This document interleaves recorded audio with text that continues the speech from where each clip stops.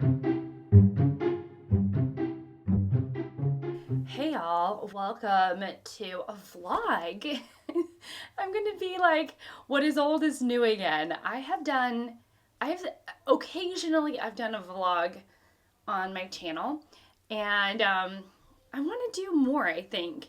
So I'm just, I'm gonna vlog. This is the vlog.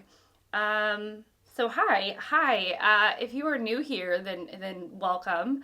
My name is Shelly, and this is a book channel. Maybe I will tiptoe into like vlog lifestyle content.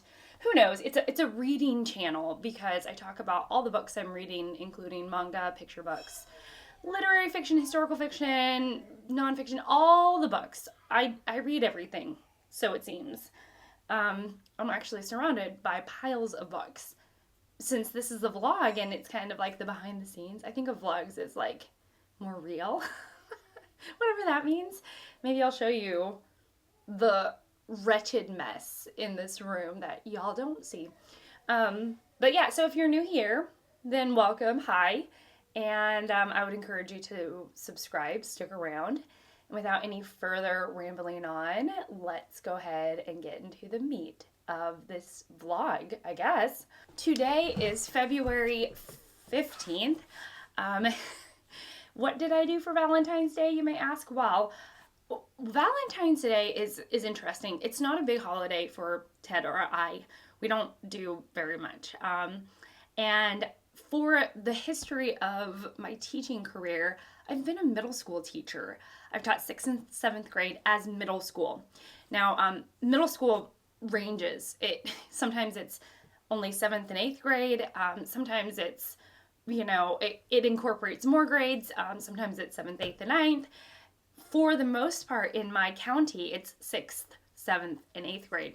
So I moved to a different school, a private school, and 6th grade is part of the elementary school. And elementary school kids treat Valentine's Day very differently than middle school kids. Middle school kids, I feel like it's very independent. Like if you like someone or you want to share with your friends a Valentine or something. Basically, in middle school, Valentine's Day was ridiculously low key. It just like wasn't. It was a non-thing. I don't remember it really standing out. I remember some of the young love, like the young couples, would get each other like a gift on that day.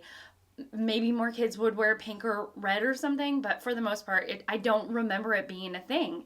No exchange of class Valentines, and it's because I taught as a 6th grade middle school teacher. I taught over 100 kids, and the kids were constantly switching classes, and so there wasn't like a classroom in which you could exchange Valentines with the whole class because you were always switching classes.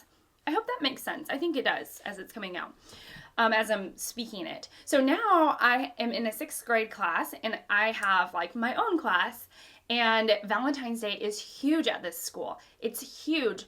It's so big, partly because the high schoolers, as a fundraising project, the high schoolers for if you sign up and pay for it, will will serenade one the student. So a lot of parents, it's like what did they call them? Something-ograms. It's basically like a message or a song or a gift basket that the parents can pay for their kids. So at some point during Valentine's Day, high schoolers come in and they serenade all of the kids who have ordered a song, or parents have ordered a song for the kids. I say this because I was so excited for Valentine's Day because I wanted to see this go down. I'm new at the school, as a lot of you probably already know. This is my first year at this school, and I wanted to see this exchange of song like this. I wanted to see our high school students come in and sing to the kids. I just thought it would be so cool. And I had a hunch that some of the students bought me a song. There's like a list of songs that you can choose from. It's very organized. It's like chaotically organized in the best way. And So I wanted to be there so badly. Like, I wanted to see the chaos. I wanted to see all my students dress up. I wanted to watch them exchange Valentines. Like, I was there for it. Oh, there's like this box decorating competition for a lot of the students, or activity. So you literally decorate a box for all the Valentines that you're going to receive. It is like precious. So I was like really excited for it, the whole thing to go down. I wanted to see it go down. And what do you know? The day before Valentine's Day, I get a phone call from the office letting me know that my youngest child is getting sick to his stomach, like literally mid sentence, like bleh.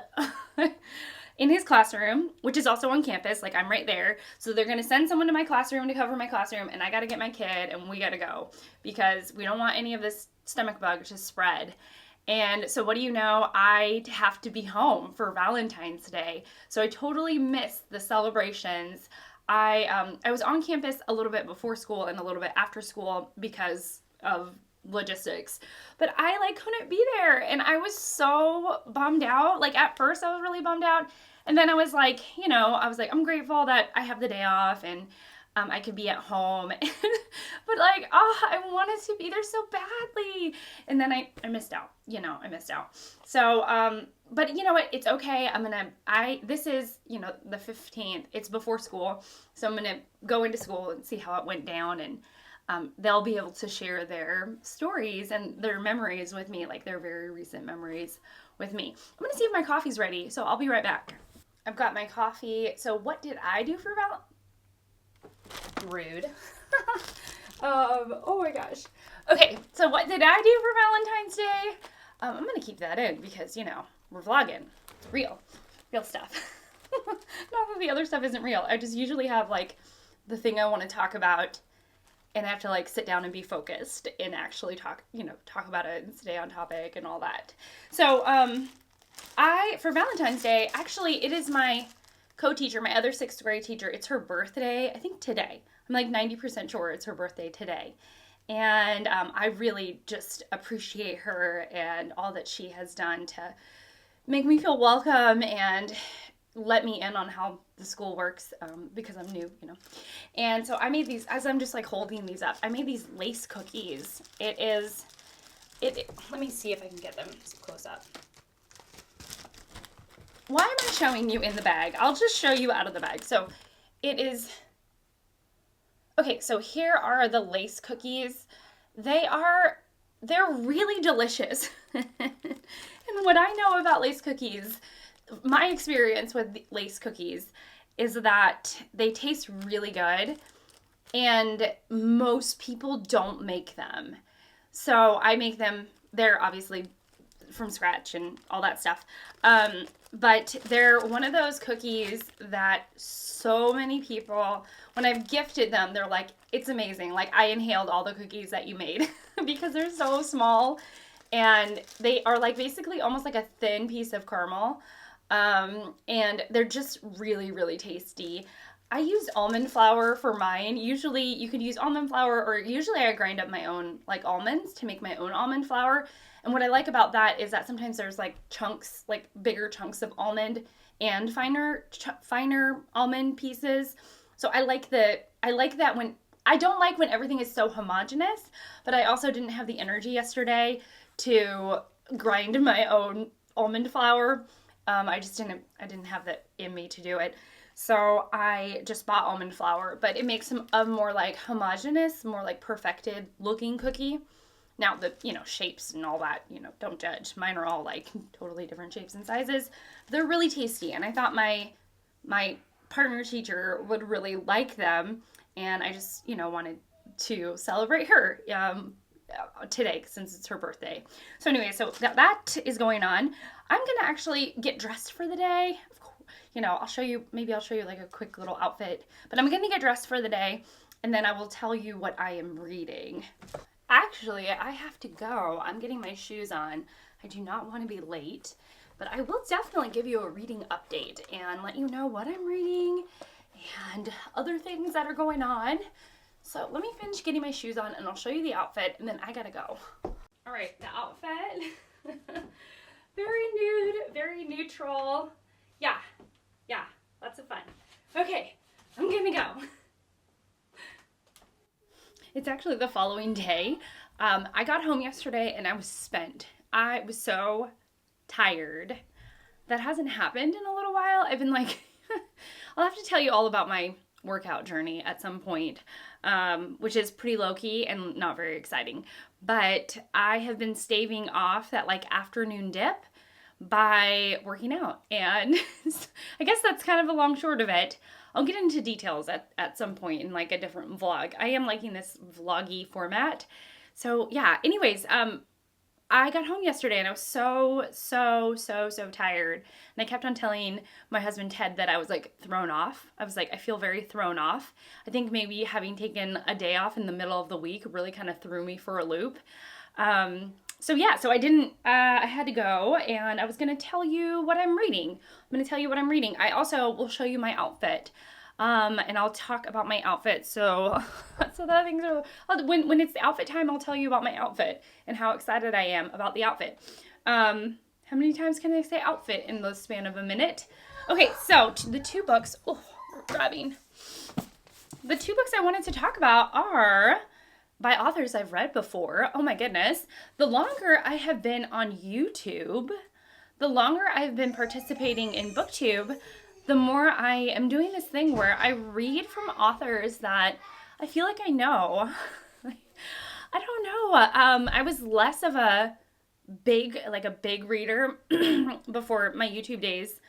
I mean, I read, and I would say I was a consistent and pretty avid reader, but now I'm like an obsessed reader. And what's happened is that I've cycled back around and I've read more of an author's body of work, which is really pleasurable. It's literally like meeting up with an old friend. Same feeling, and I really love it. And one of my old friends is Kate Atkinson. So this is behind the scenes of the museum. This is the Up to No Good book club pick, a book club that I'm in, and we call ourselves the Up to No Good book club. And it is really, the story starts at the very beginning. It is our narrator, Ruby Lennox, and she is narrating the moment of her conception. And what's interesting is that she's this narrator that is within the story because it's the story of her family history and mostly focusing on the women in her family. But she's also within the story because she's affected by her aunts and uncles and mom and grandmother and step-grandmother. I mean, all of the people she's definitely affected by. And so it's this really awesome, like, weaving in and out of her like family history. And then you catch up with her in the present day and then go back. And I like that, the time jumps. It really works, and it's super clear when you're going back in time or you're hanging out with someone different that's not Ruby. I like it. I really like it. It's definitely confirming how much I adore Kate Atkinson. And I'm like truly like smack dab in the middle. Yeah, I'm at page 160 of 330, so I'm really like right there. And then I also have, why is my throat catching? I'm also reading for the We Love Jenny readathon, which is celebrating Jennifer Brooks. I picked up The Likeness by Tana French. This is my second book for the readathon.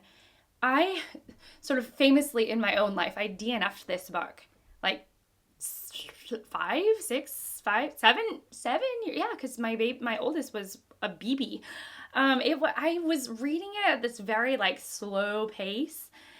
And I had just had enough. I don't know. I DNF'd it and I didn't look back. And then I guess I did look back because because I picked it up again.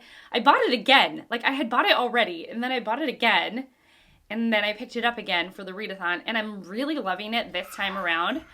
It feels like a reread. I'm shocked at how many details I remember in this book.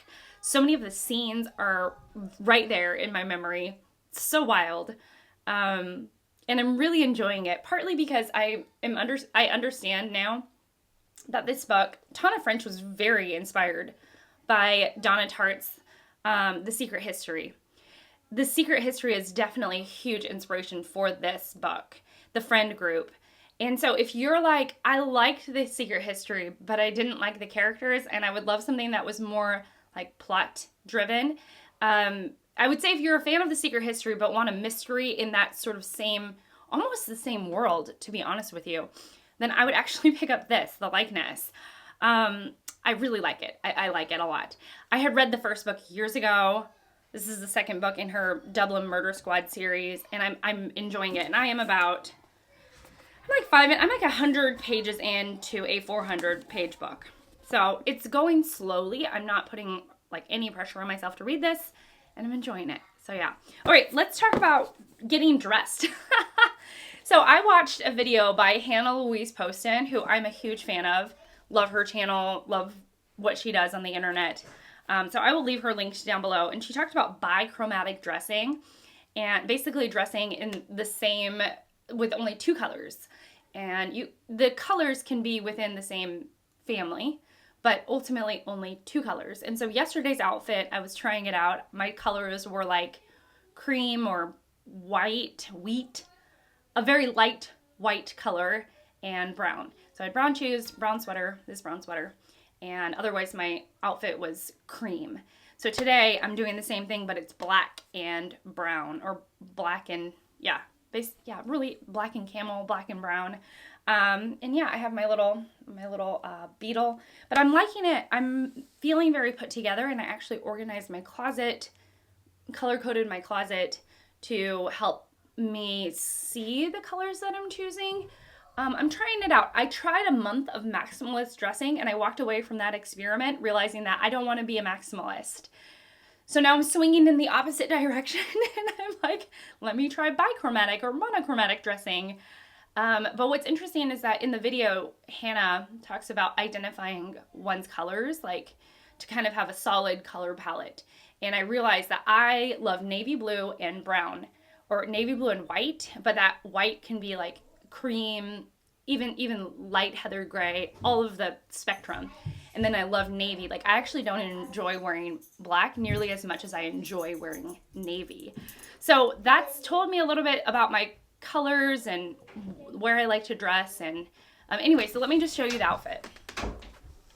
I also need to get my coffee. It's probably already done, and I really need to get it off the stove. So yeah, here to give you some idea of the outfit. So yeah. And y'all, I'm so glad it's Friday. I'm so glad it's Friday, y'all. I'm so glad. I'm ready for a long weekend. I will check in with you all. I definitely want to give you a manga reading update. I'll check in with y'all later. All right, hey, so I'm back. I'm back again. I got my coffee. Today is Sunday, I don't even know, February 18th. So I think this is gonna go up on like Wednesday or Thursday. I did want to talk, I have a small reading update about behind the scenes at the museum. I'm liking that book, but there's something that has lost me a little bit. I wonder if it's because it is Kate Atkinson's debut novel, that I can kind of see where she's struggling a little bit.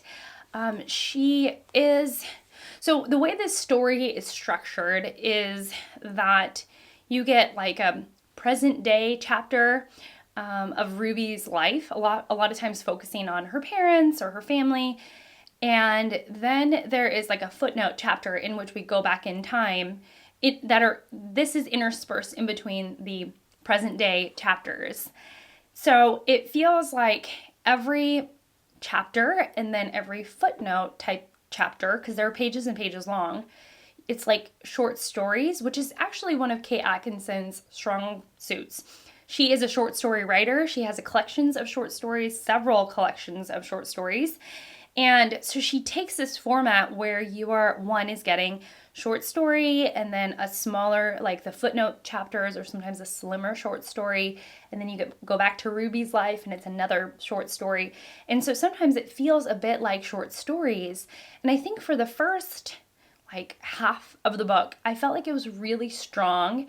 And I wonder as we're kind of I'm barreling near the end of the book. I have about 100 pages left, that it's starting to kind of falter a little bit. I think she's maybe struggling a little bit to tie up the loose ends and to keep the momentum of each story, because we're getting to some stories that I'm finding that I just don't really care about.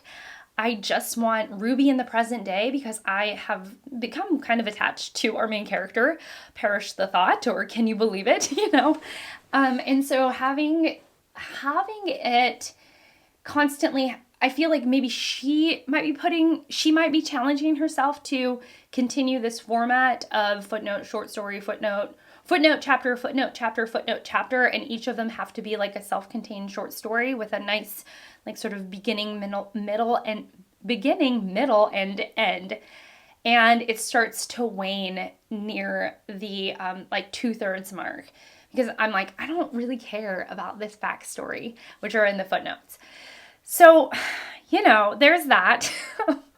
I'm just like about it because I like it. I like her writing. I just think it a little bit suffers from like debut writer, somebody who is not established in their career yet, not established in maybe their voice, and that they're just getting they're really striving to get like their first work published. And then because I've read some of her later things, her mystery novels, and her mystery novels, I feel like they're great. Some of the things feel like short stories, like self-contained short stories, like some sections feel like that, like just such a awesome, like beginning, middle, end, tied up in a nice, neat little bow by the end of that, 40-page section, or even 20-page section, or 10-page section. But then there's also this bigger through line and this bigger narrative that is being, woven throughout the entire book. And so, I just feel like it's starting to wear a bit thin on me at this point. But yeah, I mean, still a good book. Just thought I wanted to update y'all on that. And, I wanted to update you all on just manga reading in general. So I am really enjoying reading manga. I mean, I just am. And I still sometimes say manga, even though I know that that's not how you're supposed to pronounce it. It was like the way I grew up pronouncing it. I am reading mostly 2 series, which is Berserk and One Piece, which I'm sure like either you're here because of those things, or you've watched me and you've seen the reaction that I've gotten from those videos.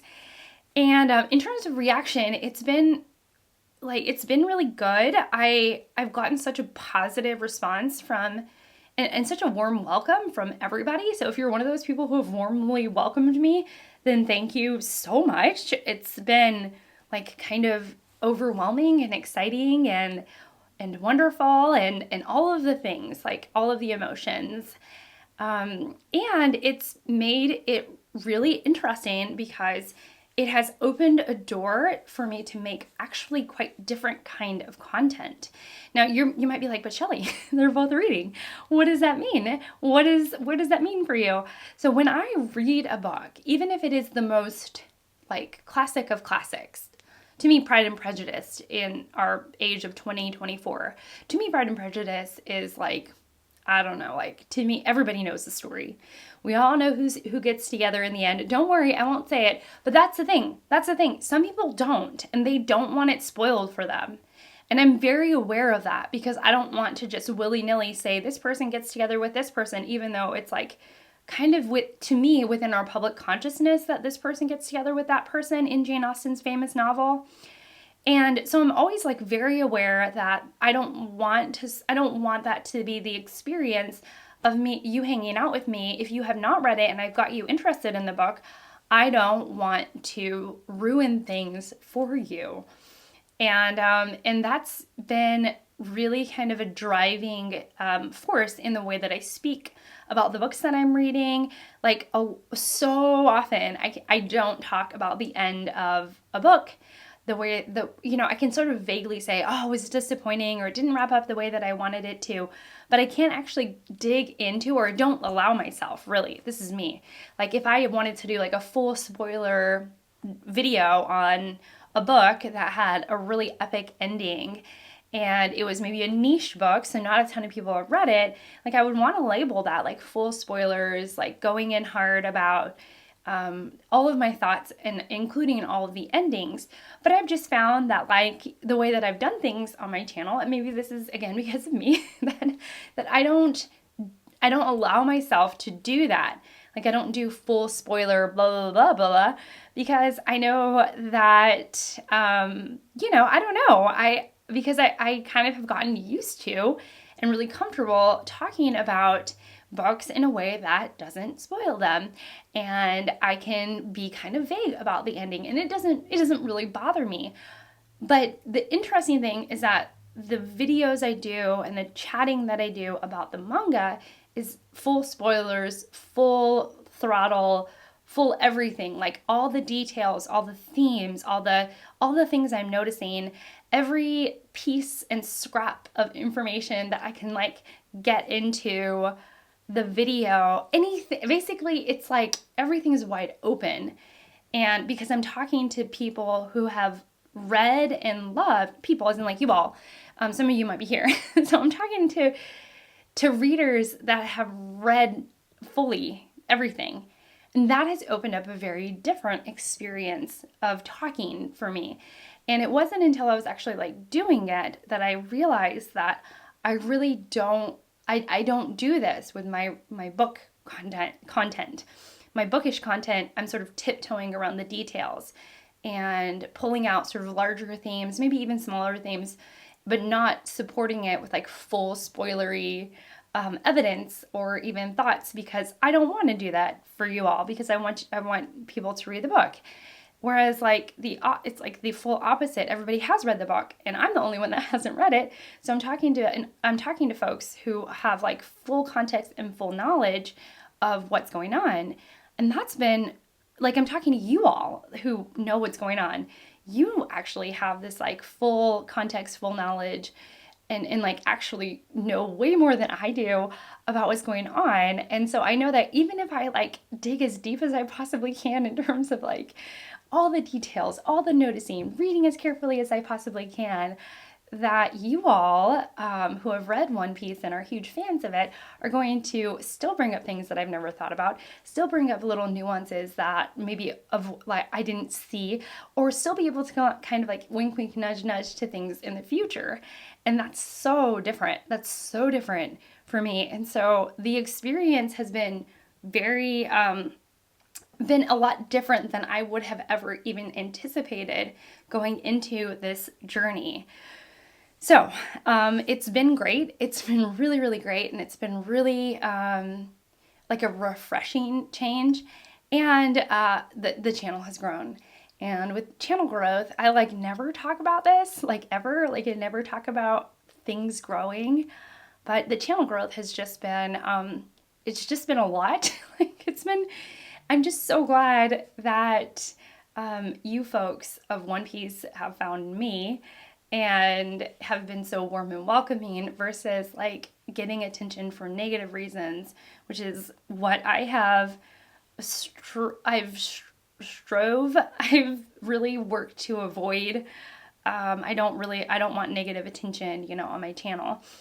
Even if it meant my channel getting so much bigger than what it is now, I don't want negative attention. And so I just think that would be awful, to be like famous, but for negative reasons. That would be terrible. So it's all happened in like the best, most magical and incredible way. And it's also given me an outlet to talk about things that I love to talk about. Gosh, I love talking about One Piece in detail, like in the most myopic, teeny, easiest, tiniest little detail possible. It's just fantastic. And it really gives me like a jolt of energy while I do it. And I'm just loving it. I'm loving it. So as far as like the final like closing the feedback loop of my manga reading, I am reading Spy Family, but it's very like slow going. It's like on the way back burner. And I have gotten to, I forget what chapter I'm in. I've read a little bit further, and I will have to say hands down, and somebody pointed it out in the comments of my Spy Family video. But one of the things that is so joyful about that is Anya's like perceptions of school. She feels like it is her mission. So Anya is the daughter of this fake family in which the mom is an assassin and the dad is a spy, and Anya is a telepath, and no one knows each other's jobs. Anya, because of her innocence, like she understands that her dad is some sort of spy, but she doesn't really know what that means, and she knows that her mom is some sort of superhero, like butt-kicking superhero, but she can't really articulate it, and they don't know that about each other. Like the mom and dad don't know that about each other. They're not actually married or in love, and they don't know that their daughter is a telepath. And so it's really funny when Anya walks onto campus. She's going to this very elite school, and she's like in her little kid brain, she's trying to like help her dad with the mission by becoming friends of the guy that her dad wants to get close with, like the friends with the son that of whose father is like who her dad is supposed to get close with on his mission, if you could even follow that. So she's trying to be friends with one of these boys, thinking that it's going to help her dad. Well, the boy is not interested in her, and she comes up with like the kookiest, most hilarious, most absurd ways to like help her dad, and she does it on her own at the school. And the school campus stuff where she thinks that she's trying to help is hilarious. I just got to the Griffith chapter. It's just like so funny. I cannot stop laughing. It's so stinking funny, and I'm loving it so much. So, gosh, I really got myself in a tickle there. I'm like, here I am, just bleh. Okay, I've calmed down. I think I've calmed down. All right. Oh gosh, it's so funny. If you want a good laugh and something lighthearted and just really joyful and wonderful, Spy Family is fantastic. It's so funny. But I will say, finally, I want to well, I don't know if this is finally. I'm gonna vlog up until the final moments of something or other, until this goes up. I'll try and vlog until this goes up, or until this vlog gets too long. Who knows? So I did want to say that, what am I trying to say? Oh, I did get sick. I got the stomach bug, and it was terrible. The stomach bug was terrible. I got the stomach bug from my kid. I was sick on Friday night. I was sick all day Saturday. Otherwise, I would have sat down and chatted with you on Saturday, and it was misery. Oh my goodness. I was just awful, terribleness. Some people have asked if I wear beautiful clothes all day. I do not. I sometimes wear sweatpants and sweatshirts and cozy socks. See, I got my cozy socks on. And it's just beautiful because I really love a cozy moment. And I have tomorrow off. I will probably be wearing this all day tomorrow because, yeah, it'll just be wonderful. And it'll be great. And I will be able to recoup even further from this nasty stomach bug. I mean, it wasn't like the worst possible imaginable stomach bug that you could think of, but it definitely was unpleasant. I also wanted to show you a gift that one of my students got me. It's so beautiful, and I want to show you. So it was for Valentine's Day. I'll be right back. Look at these. Aren't they beautiful? They're so pretty.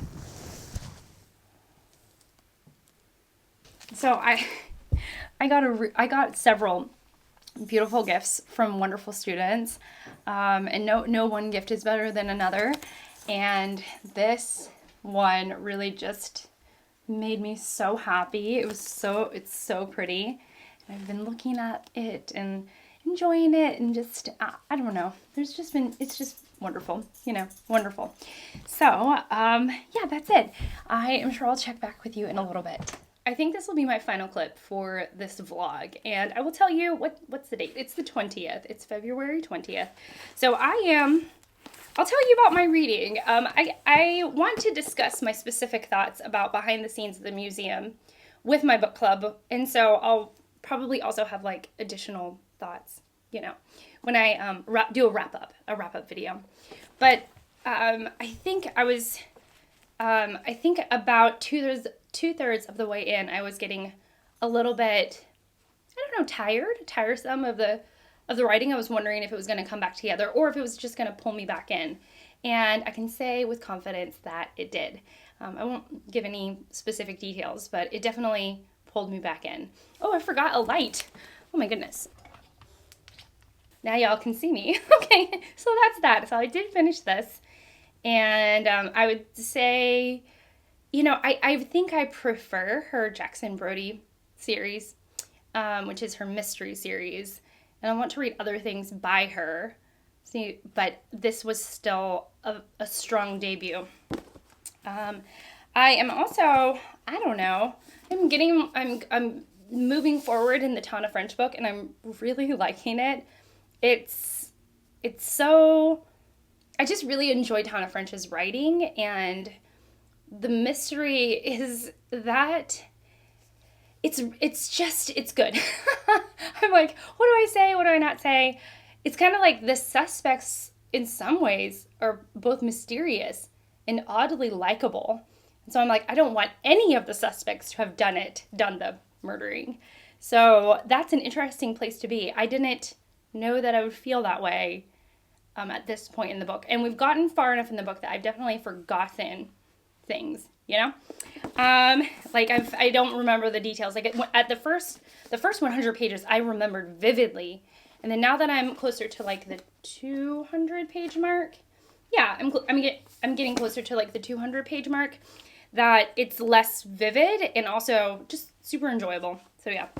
I also was going to do a reading booktubers favorite books vlog, but I think I'm not going to do that now because I am me and I don't want to. Maybe I'll get into that in another vlog, but I am reading In Memoriam by Alice Wynne. I'm reading this with my friend Anita, and oh boy, wow, it's so good. Wow. I'm just gonna stop. It is World War I focused.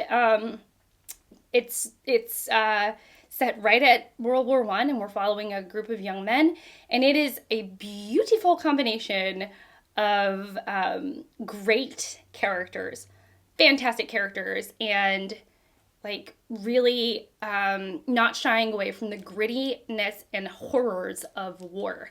So beautiful combination. I'm loving it so far. I'm like more than halfway through. Okay, and then I have just started the R. Scott Bakker book, sorry. And this is The Darkness That Comes Before. I'm reading this with my friend Fraser, and I am about 70. Yeah, wow, okay. I really did read 70 pages yesterday. Sometimes I surprise my own self, but it says I'm 70 pages in. The first 2 chapters I was like a little kind of taken aback by, because you're kind of thrown into cold water with the world, and he doesn't do a lot to help you along, and I was feeling quite unsure about that. But now, 70 pages in, I'm feeling a lot more like sure of at least the direction for the next couple of scenes, I think. Who knows? Maybe he'll take a couple left turns. I'm not sure. But I'm feeling a little more comfortable with the writing and the characters, and I'm really liking it. I'm at least intrigued and interested as to what will happen next. So that's my reading update. Life update is that I think all of the sickness has passed. I'm hoping. It's like been, touch and go over here. And yeah, otherwise things are good. Things are good. And I really enjoyed this vlog. Let me know what you're reading. Let me know if you also enjoyed this vlog. I would really be curious as to, what you thought. I'm always curious, it's like a vlog, but it's like a talking head style vlog. I think this might work best for me, but I just love talking to y'all, so I just, wanted to be here and chat. Anyhow, let me know what you thought of this video. I would love to get some feedback, and most of all, I just hope that you, enjoyed your time with me. I know I enjoyed my time with you. Thank you so much for being here. I'm just ever so grateful for your presence, and I will see you all in my next one. Bye!